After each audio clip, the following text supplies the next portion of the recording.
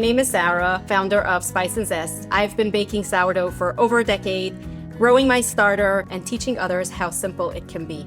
I created this starter in collaboration with Krustic to bring you a simple way to get started and have a super strong starter with just several feedings. Let me show you how. Fun fact about this starter, I named it Chaos when I started baking because that's exactly what it felt like. It felt really chaotic, not knowing what I was doing, and resources were quite limited at the time. But I figured it out after many trial and errors and learned the simple way so I can simplify the method and teach you how to do it with ease. To activate your starter, you're gonna need whole wheat flour and white wheat flour. Make sure that your flour is unbleached and high gluten. To get started, you're gonna need a jar or a container, a kitchen scale, and flour. We're gonna put the jar on the scale and get the dry starter in it. So first we get it onto the scale, and we can tear down the scale so we start from the beginning. And here we got our starter. Breaking it into the jar. You're gonna add to this jar 40 grams of water, 8 grams of whole wheat flour, and 32 grams of white wheat flour.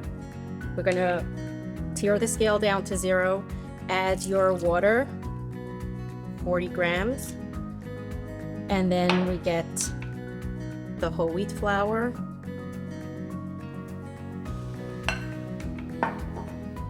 and white bread flour. Mix that all together, and you're gonna get a thick, doughy consistency in the beginning, the first feeding.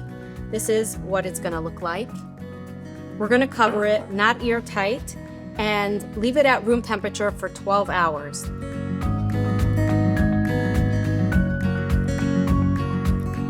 This has been sitting on the counter, room temperature, for 12 hours, and now we're gonna pour off most of it.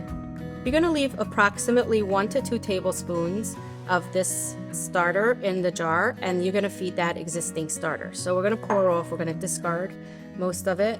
We're gonna leave just a little bit of starter in there and feed it again. 40 grams of water and 40 grams total of flour.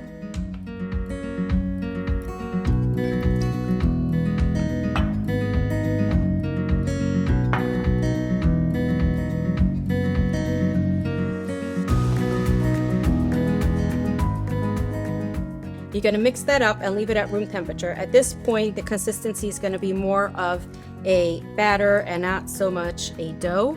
And you're just gonna let it sit for another 12 hours, room temperature. You're not gonna close it airtight. And this is what we're gonna do every 12 hours for the next 2 to 3 days.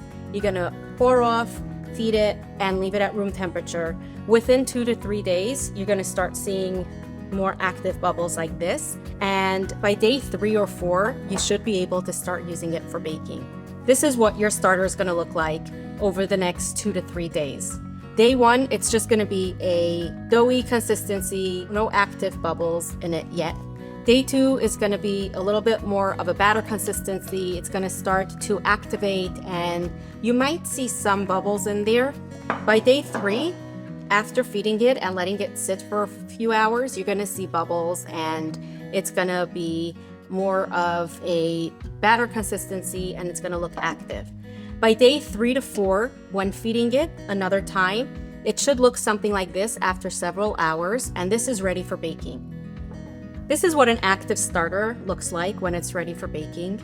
You're gonna have to feed it first, equal amounts of flour and water by weight, and wait several hours until it looks active like this, and then you know that it's ready for baking. Generally, it's about double in size and full of bubbles, air pockets, and it has a nice jiggly consistency.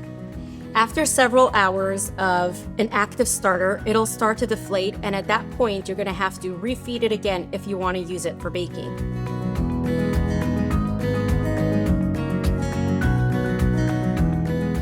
Check out all the resources below for all details how to store your starter, use your starter, and some delicious recipes that you can use your starter for.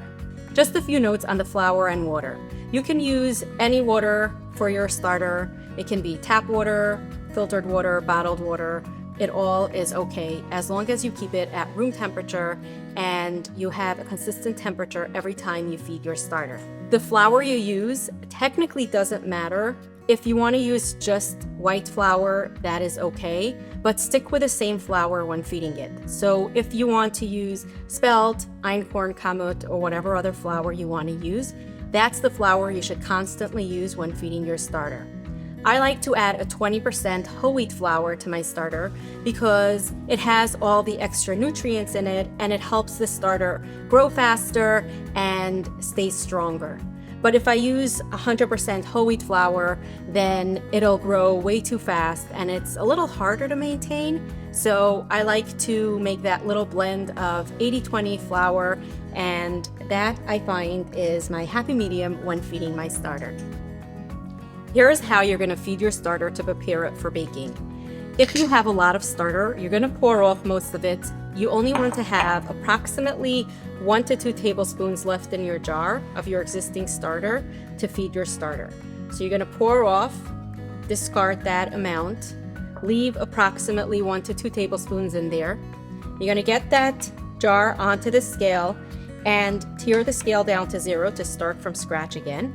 And we're going to put in 50 grams of flour and 50 grams of water total.